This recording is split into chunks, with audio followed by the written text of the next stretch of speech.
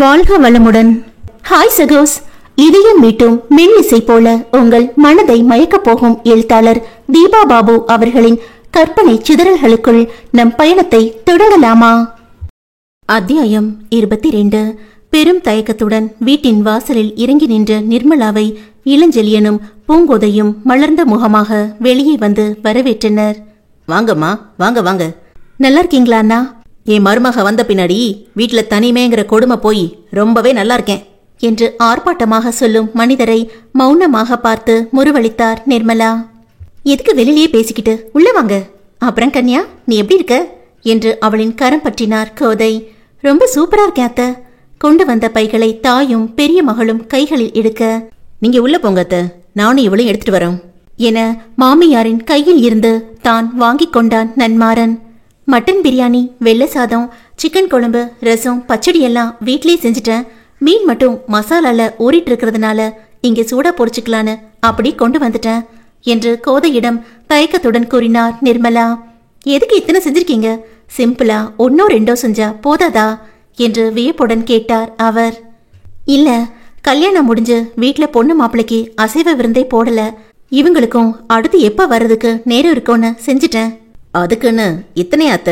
எனக்கு தெரிஞ்சு இதெல்லாம் ஒரு வேலையில காலி ஆகிறது சந்தேகம்தான் என்றான் மருமகன்.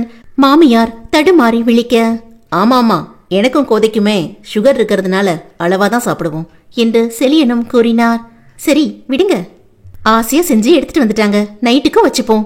கோதை நிர்மலாவை இலகுவாக்க, நான் வேற பிளான்ல இருந்தன என்று நெற்றியை கீறினான் மாறன். என்னது மாமா? கன்யா விசாரிக்க, இவ பர்த்டேவை ஒட்டி எல்லாரும் இன்னைக்கு ஈவினிங் ஏதாவது மூவி போயிட்டு அப்படியே நைட் டின்னர் ஹோட்டல்ல முடிச்சுக்கலான்னு யோசிச்சுட்டு இருந்தேன். அக்கா மாமாவுக்கு சொல்லி வர சொல்லலான்னு பார்த்தேன் என்றான்.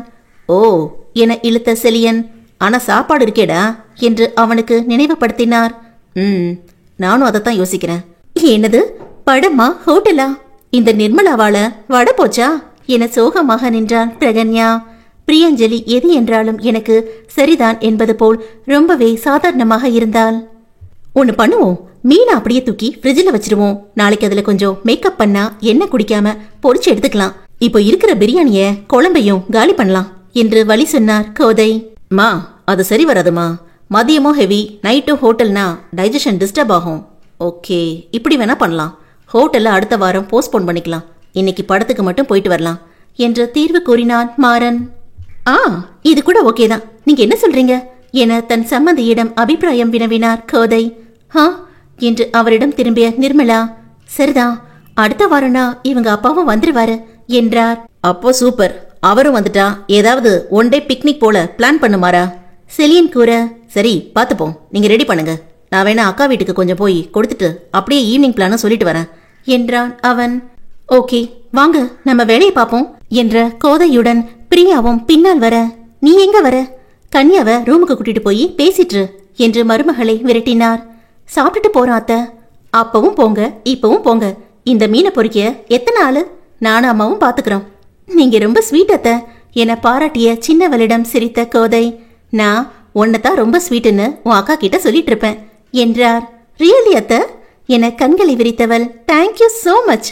எங்க அம்மாவுக்கு எல்லாம் எப்பவும் என் அக்கா மட்டும்தான் ஸ்வீட்டா தெரிவா என்றாள் சோகமாக. ஏய் என அவள் கையில் கிள்ளினாள் பிரியா. அதுவும் உண்மைதான், உன்ன மாதிரி பளிச்சுன்னு தெரியலனாலும் என் மருமகளுமே பழகி பார்த்ததும் ஸ்வீட்டு தான்னு எங்க எல்லாருக்கும் எப்பவோ தெரிஞ்சு போச்சு.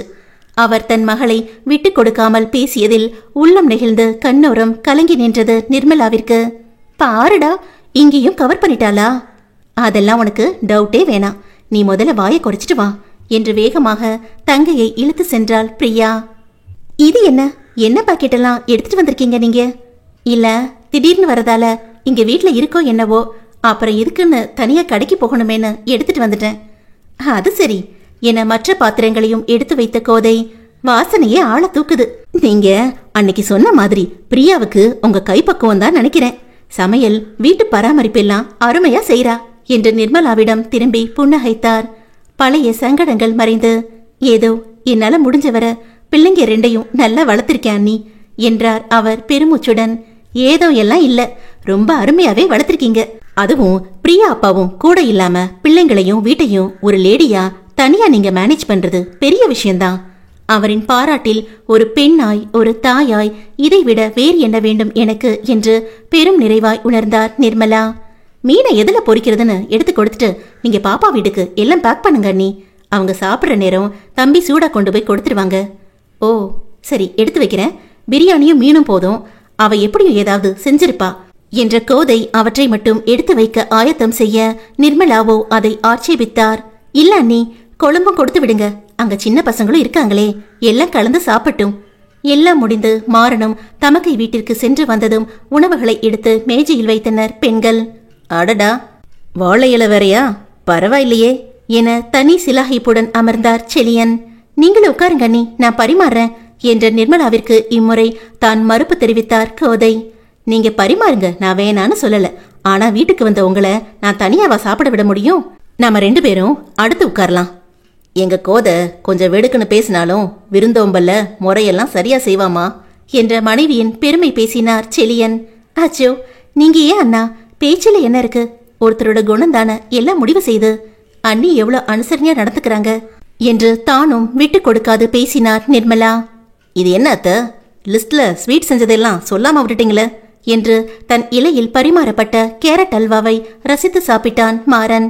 அது நான் செஞ்சது மாமா, அதனால எங்க அம்மா விட்டிருப்பாங்க என்று நொடித்தாள் கன்யா. அடிங்க என சின்ன மகளின் தோளை தட்டி, பிரகிக்கு ஸ்வீட்னா ரொம்ப இஷ்டம், அதனால அது எல்லாம் அவளே ஆர்வமா முன்னாடி வந்து செய்வா என்றார் நிர்மலா சிரிப்புடன். ஆண்கள் உண்டு முடித்து தொலைக்காட்சியில் ஐக்கியமாகி இருக்க அனைத்தையும் ஒதுங்க வைத்துவிட்டு மற்றவர்கள் முன்னறைக்கு வந்தனர். வரும்போது பூ வாங்கிட்டு வந்தேன் அண்ணி. ஜாதி பூ, காலையில நெருங்கவும் நல்லா ஃப்ரெஷ்ஷா இருந்தது. கட்டி வச்சா புள்ளைங்க சினிமாக்கு போகும்போது வச்சுப்பாங்க. நூல் கண்டு கொஞ்சம் கொடுங்களேன். தரேன், இருக்கு. ஆனா ஒரு 2 மணி நேரம் ரூம்ல போய் ரெஸ்ட் எடுங்க. முன்ன இருந்து ஓடிட்டே இருக்கீங்க. டீ டைம்ல நான் அதை பாத்துக்கிறேன், நீங்க பூ கட்டுவீங்க. படம் 6 மணிக்கு தானே, உங்க சுறுசுறுப்புக்கு 1/2 மணி நேரம் போதும் கட்டி எடுக்க. அம்மாவையும் பாப்பாவையும் ரூமுக்கு கூட்டிட்டு போ பிரியா. கொஞ்ச நேரம் படுத்து எந்திரிக்கட்டும். மாறா, நீ அக்கா ரூம்ல ரெஸ்ட் எடுத்துக்கோ. ஓகேம்மா. இல்ல இருக்கட்டும், தம்பி அவங்க ரூம்ல ஓய்வு எடுக்கட்டும். நாங்க இப்படி ஹால்ல கூட இருந்துப்போம். அதெல்லாம் வேணாம். உங்க பொண்ணு கூட இப்ப பேசினாதான் நீங்க, அப்புறம் சாயந்தரம் படத்துக்கு போக சரியா இருக்கும். எழுந்திரு பிரியா என்றதும் அவள் வேகமாக எழுந்து கொண்டாள். அறைக்குள் வந்ததும், உன் மாமியார புரிஞ்சிக்கவே முடியல பிரியா. நான் ரொம்ப பயந்திருந்ததுக்கு சுத்தமா வேற மாதிரி இருக்காங்க இன்னைக்கு என்றார் நிர்மலா மகளிடம். லேசாய் சிரித்த பெண், நானுமே ஆரம்பத்துல ரொம்ப பயந்திருந்தாமா. ஆனா இவங்க பழ மாதிரி வெளியில ரூடா தெரிவாங்க. குணம் அந்த மாதிரி கிடையாது. என்ன கொஞ்சம் பட்டுன்னு அவங்களுக்கு தோன்றத சொல்லிடுவாங்க. பட் கேர் எடுத்து பாத்துக்கிறதுல குறை இருக்காது. முதல்ல பீரியட்ஸ்ல தலைவலி வந்து அவஸ்தப்படும் போதுதான் எனக்கு அது நல்லா புரிஞ்சது என்று முறுவளித்தாள். சொன்னியே, எனக்குமே நிம்மதியா இருந்தது. இவர்கள் பேசிக் கொண்டிருக்கும் பொழுது கன்யா குளியல் அறை சென்று வந்து படுக்கையில் தொப்பென்று விழுந்தாள். ஏய் பாத்து விழுடி, அந்த கட்டில் கொஞ்ச நாளைக்கு நல்லா இருக்கட்டும். தன்னை கடிந்து கொள்ளும் தாயிடம் என்று உதட்டை கோணித்து காண்பித்துவிட்டு அவள் கைபேசியில் மூழ்க பெரியவள் சிரிப்புடன் அவரை அழைத்து சென்று ஒரு பக்கமாக அமர்ந்தாள். 10 நிமிடம் கழித்து அறைக்கு வெளியே பிரியா என அழைத்துக் கொண்டிருந்தான் மாறன். தம்பி கூப்பிடுறாங்க போல இருக்கு, போய் என்னன்னு கேளு, ஓடு என்று மகளை விரட்டினாள் நிர்மலா. அவள் எழுந்து செல்ல டிப்பிக்கல் இந்தியன் மதர் என்று கிண்டலாக சிரித்தாள் பிரகன்யா. சரிதான் போடி, இருந்துட்டு போறேன் என்று அவரும் ஒரு புறம் தன் உடலை சாய்த்தார். எதுக்கு கூப்பிட்டீங்க என்று தன் முன்னே வந்து நின்ற பெண்ணை முறைப்பாக பார்த்து, ஒரு 1/2 மணி நேரம் ரேப் பண்ணிட்டு விடலாம் தான் என்றான் அவன் நக்கலாக. முகம் சிவந்தவள் ஐயோ என்று விட்டு, சரி எதுக்கு கூப்பிட்டீங்கன்னு சொல்லுங்க என்று சங்கடத்தில் நெளிந்தபடி நின்றாள். அதில் சிரித்து விட்டவன், வா உன்கிட்ட ஒன்று கேட்கணும் என்று தமக்கையின் அறைக்கு அழைத்து சென்றான். உட்காரு என்று அவளை அருகில் அமர்த்தி, ஈவினிங் என்ன படம் புக் பண்ணட்டும்? இப்போ இந்த மூவிஸ் எல்லாம் தான் தியேட்டரில் ஓடுது என்று தான் எடுத்து வைத்திருப்பதை காண்பித்தான். ஓ என்று அவற்றில் பார்வையை ஓட்டியவள், கல்கி 2898 போகலாமா? அதுல சயின்ஸ் எப்பிக் எல்லாம் கலந்து வருது, இன்ட்ரெஸ்டா இருக்கும்னு பேசிக்கிறாங்க என்று அவன் முகம் பார்த்தாள். நான் கேள்விப்பட்டேன், பட் இது ஃபர்ஸ்ட் பார்ட், எண்டு கிடையாது. அதோட அடுத்த பார்ட்ஸ் எப்போ வரும்னு தெரியாது. பரவாயில்ல, ஸ்கிரிப்ட் சூப்பரா இருக்கும்ல, பார்க்கலாம். பாருடா, ஒரு படத்தோட ஸ்கிரிப்ட் வர பாப்பியா நீ? அவன் கேலியாக வினவ அவனை ஒரு மௌன புன்னகையுடன் பார்த்தவள் எதுவும் பேசவில்லை. நீ என்னவோ சாதாரணமா பாக்குற மாதிரி தெரியலையே என்று சந்தேகமாக கேட்டான். அதற்கும் அமைதியாக சிரித்தவள், சரி நான் போய் அம்மா கிட்ட பேசிட்டு இருக்கேன் என்று எழுந்தாள். அவளை இழுத்து தன் மீது விழ செய்தவன், நான் இன்னும் முடிக்கவே இல்ல, அதுக்குள்ள எங்க ஓடுற என்று இறுக சிறைப்பிடித்தான். உடல் சிலிர்க்க, அச்சோ என்ன பண்றீங்க என்று அவனிடம் இருந்து விடுபட முயன்றான். காலையில இருந்து அமைதியா இருக்கேன்ல, அதுக்கு ஏதாவது கொடுத்துட்டு போ. என்னது என திணறலுடன் அவனை நோக்கினாள். சும்மா பார்த்து டைம் வேஸ்ட் பண்ணாத, அம்மா வேற வெயிட் பண்ணிட்டு இருக்காங்கல்ல என்று கேட்டு அவள் கழுத்தோரம் முகம் புதைத்தான். ஷு என்று சத்தமிட்டவளின் செயலில் நகைத்தவன், இதேதான் என்னையும் இப்படி சிலிர்க்கவை என்று கிசுகிசுத்தான். மேனி எங்கும் இரத்த ஓட்டம் தாறுமாறாக பாயத் துவங்க அவனை அவஸ்தையாய் பார்த்தவள் பின் வேறு வழியின்றி கணவன் அடங்க மாட்டான் என புரிந்து தன் கூச்சத்தை உதறி அவன் கன்னத்தின் புறம் சரிந்து மென்மையாய் உதடுகளை ஒற்றி எடுத்தாள். என்ன பண்ற, என்கிட்ட சத்தமே வரலையே. இவர என உள்ளுக்குள் அழுத்தவள் அடுத்து என்ன என்று பரிதாபமாக அவன் முகம் பார்த்தாள். என்கிட்ட அந்த சவுண்டு வரணும், என்ன பண்ணலான்னு யோசி என்று கண் சிமிட்டினான். தளர்ந்து போனவளின் நெற்றியில் முட்டியவன், டைம் ஆகுது அஞ்சலி பாப்போ என்று எச்சரிக்கை வேறு செய்தான். அதில் தீவிரமாக சிந்தித்தவள் நேற்றைய இரவை நினைவில் கொணர்ந்து வழி கிடைத்தவளாக தயக்கத்துடன் நிமிர்ந்தாள். என்ன என்றவன் புருவம் உயர்த்த, நீங்க கண்ணு மூடுங்க என அவன் இரு இமைகளையும் விரல்களால் மூடினாள். அவனோ பாப்போம் சத்தம் வருதான்னு என்றான் சீண்டலாக. கீழுதட்டை கடித்து புன்னகைத்தவள், அதெல்லாம் வரும் என வெக்கத்துடன் எண்ணிக்கொண்டாள். மூச்சடைத்து படபடத்த நெஞ்சத்தை முயன்று ஆசுவாசப்படுத்தி மெல்ல அவன் கழுத்தோரம் சென்றவள் செவிக்கும் பிடரிக்கும் சற்று கீழே இறங்கி அழுத்தமாக முத்தம் வைக்க உண்மையில் ஆடவன் சிலிர்த்துதான் போனான். அஞ்சலி என தவித்தவன் அவளை தன்னோடு இறுக்கமாக அணைத்துக் கொள்ள அவன் தோளில் தன்னை மறந்து முகம் புதைத்துக் கொண்டாள் பெண். நட்புகள் எல்லாரும் மறக்காம நம்ம சேனலை சப்ஸ்கிரைப் பண்ணுங்க, கதையை கேளுங்க, லைக் பண்ணுங்க, கமெண்ட் பண்ணுங்க, பிடிச்சவங்க ஷேர் பண்ணுங்க. நன்றி.